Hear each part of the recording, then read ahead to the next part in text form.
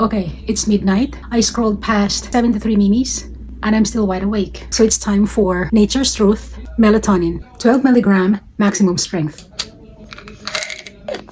Fast dissolve, berry flavor. It's like candy, but it's for sleep. Put it under your tongue and it melts in seconds. No water, no hassle. It hits like 20 to 30 minutes for me. Just mellow, natural sleep vibe.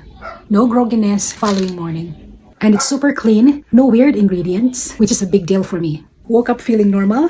It's not like I got hit by a truck. This stuff is a game changer on those restless nights. So if sleep has been playing hard to get, seriously, try this. It's been saving me lately. So I link them down below for you.